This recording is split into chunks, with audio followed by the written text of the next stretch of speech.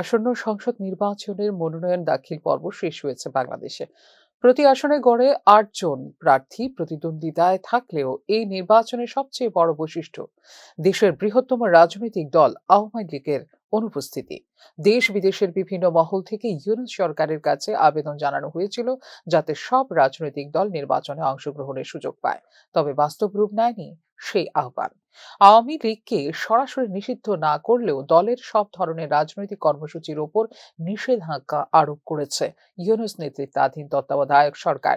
এর ফলে কার্যত নির্বাচনী প্রতিযোগিতার বাইরে চলে গেছে আওয়ামী লীগ। পাশাপাশি দেশে অনুকূল ভোট পরিবেশ নেই, এই যুক্তিতে ভোট বর্জনের সিদ্ধান্ত নিয়েছে আরও এক দুটি রাজনৈতিক দল। এই প্রেক্ষাপটের চেয়েও গুরুত্বপূর্ণ হয়ে উঠেছে বাংলাদেশের ভোটারদের মানসিক অবস্থান। না, এটা কিসের ভোট আপনি বলেন না? জনগণের যেখানে সাপোর্ট নাই সেখানে এটা কিসের ভোট? এখন আমি বলে গেলাম এটা না করছি, এখন আমার জানি নিরাপত্তা কি এখানে? এখন তো সেটাই হচ্ছে। এটাকে আমি নোয়াখালী ভোটার। না, প্রশ্নে আসুন, এটা কিছু আমরা তো এটা প্রত্যাখ্যান করছি, জাতি এটা প্রত্যাখ্যান করছে। কে করছে বলেন? কে আছে প্রতিদ্বন্দ্বী এখানে? বিরোধী দলের মধ্যে কে আছে? সকল বিরোধী দল দেখেন আপনি, কে আছে? কে এরা কারা? দেখেন আপনি দেখেন, আমরা তো জানি। আপনি জাতি জনগণে নাই, আপনি 100 লোকের জিজ্ঞেস, 100 লোক 1জন যদি বলে চ্যালেঞ্জ করলাম আমি, বলেন আপনি বলতে চাচ্ছেন যে এই ভোট সুস্থ নয়, এই ভোটের প্রত্যাখ্যান, এই ভোটকে সাধারণ নির্বাচনে কেউ মেনে নেবে না, কেউ মেনে নিচ্ছে না, আমরা নিই নাই, এবং বাকি দেখবেন আপনি কেউ মেনে নেয়নি। 100 জন লোক। ভোট প্রচার এখনো জোরালোভাবে শুরু না হলেও রাজনৈতিক দলগুলির মধ্যে কৌশল নির্ধারণ নিয়ে চলছে গভীর চিন্তাভাবনা। এর মধ্যেই ভোট পূর্ব জনমত সমীক্ষা চালাচ্ছে দেশি বিদেশি একাধিক সংস্থা। যদিও ভিন্ন ভিন্ন সমীক্ষায় ভিন্ন রাজনৈতিক শক্তির অনুকূলে হাওয়া দেখানোর চেষ্টা রয়েছে, তবুও একটি বিষয়ে প্রায় সবাই একমত, আর তা হলো বাংলাদেশের বিপুল সংখ্যক ভোটার এখনো সিদ্ধান্তহীন।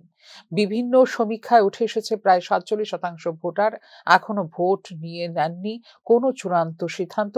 কেউ কেউ জানিয়েছেন এখনো বিষয়টি নিয়ে ভাবেনইনি তারা। আবার কেউ বলছেন ভোট কেন্দ্রে যাওয়ার শেষ মুহূর্তে বদলে যেতে পারে তাদের সিদ্ধান্ত। আগে স্বাধীনে ভালো আসলে এই স্বাধীনে ভালো নাই। মনে করছিলাম কলেজের ছাত্ররা বাংলাদেশ স্বাধীন করলো, আগে স্বাধীনে ভালো আছে, এখন স্বাধীনে ভালো হয় নাই। আগে এখন কাপড় কিনছে 300 টাকা, এখন কাপড় কিনতে গেলে 500 টাকা দাম, তাছাড়া কাপড় দেয় না কেউ।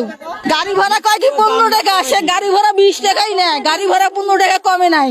কোন নির্বাচনে যদি প্রায় অর্ধেক ভোটার ভাসমান অবস্থায় থাকেন, তাহলে সেই নির্বাচনের ফলাফল যে কোনো একটি পক্ষের পক্ষে স্পষ্টভাবে যাবে এমন ধারণা করা কঠিন। বিশ্বের নানা প্রান্তে এই ধরনের পরিস্থিতিতে ঝুলন্ত সংসদ ও জোড়াতালি সরকার গঠনের নজির রয়েছে বলে মনে করছেন রাজনৈতিক বিশ্লেষকরা। সাধারণত দীর্ঘ হয় না এসব সরকারের আয়ু। গণতান্ত্রিক নির্বাচন নিয়ে গবেষণাকারীদের মতে আর্থিক সংকটে থাকা ভোটাররা প্রায়শই শাসকের বিরুদ্ধে শাস্তিমূলক ভোট দেন। আবার রাজনৈতিক অনিশ্চয়তার সময় নীরব থেকেও এক ধরনের প্রতিবাদী বা শান্তিমূলক ভোট প্রয়োগ করেন ভোটাররা।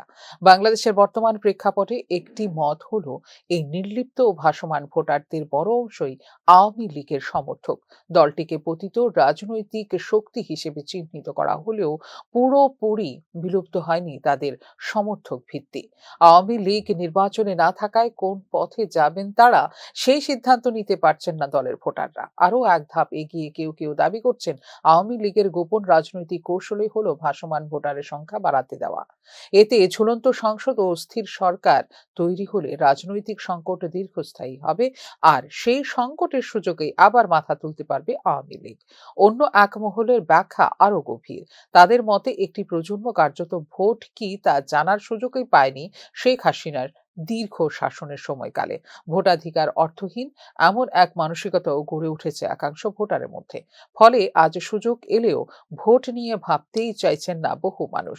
আরও একটি ব্যাখ্যায় বলা হচ্ছে ভোট ও গণভোট নিয়ে দীর্ঘদিনের বিভ্রান্তি, সহিংসতার আশঙ্কা এবং নির্বাচন বানচালের ষড়যন্ত্রের গুঞ্জন বিমুখ করে তুলেছে সাধারণ মানুষকে।